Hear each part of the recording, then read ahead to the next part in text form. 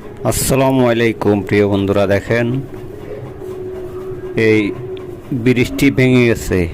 Chittagong oxygen থেকে 2 নম্বর gate যাওয়ার পথে যে ব্রিজটি আছে স্টারশিপের পাশে, সেই ব্রিজটি গতকালকে রাতের বৃষ্টিতে ক্যান্টনমেন্ট থেকে যে পানিগুলো নামে এবং কি তার অপোজিট থেকে যে পানিগুলো নামে, সম্পূর্ণ পানির চাপে এই ব্রিজটি ভেঙে গেছে। দেখেন, এটা বড় ধরনের একটি রাস্তা, মাঝখানে আইল্যান্ড, দুই পাশে রাস্তা। ব্রিজটি আসলে অনেক পুরাতন, কিন্তু পানির এত বছর কখনো ভাঙে নাই। এখন পানির অতিরিক্ত চাপের কারণে এই ব্রিজটি এক সাইড ভেঙে গেছে।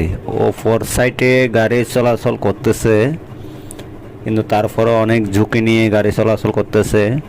আমার মনে হয় যদি গাড়ি চলাচল বন্ধ করে দিলে ভালো হয়, যার কারণ এক সাইড যেহেতু ভেঙে গেছে, অন্য সাইড আর লোড গাড়ি নিয়ে যদি এখান দিয়ে চলাচল করে তাহলে অন্য সাইডেও ভেঙে যাওয়ার সম্ভাবনা আছে। অতি দ্রুত যদি কাজটা না করে তাহলে 2 নম্বর গেট দিয়ে যে অক্সিজেনের যে রাস্তায় মানুষ চলাফেরা করে, বিভিন্ন চাকরিজীবী মানুষ গাড়ি চলাফেরা করে, সেই রাস্তার মানুষগুলো অনেক ভোগান্তিতে পড়বে। দেখেন,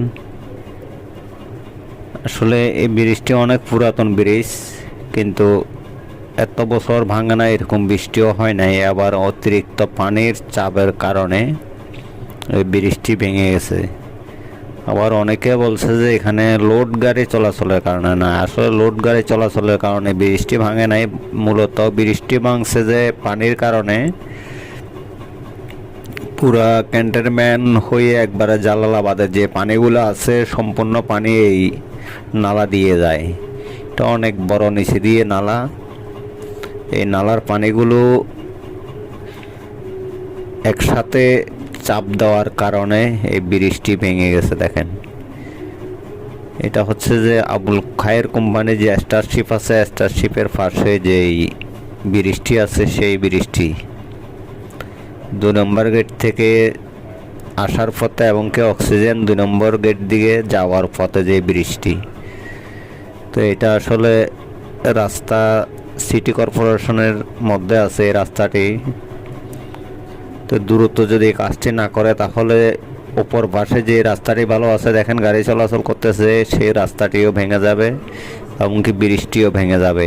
এটা হচ্ছে যে স্টারশিপের ফ্যাক্টরি, একদম ফ্যাক্টরির পাশেই ব্রিজটি। তো এটা যদি দ্রুত কাজ করা না হয় তাহলে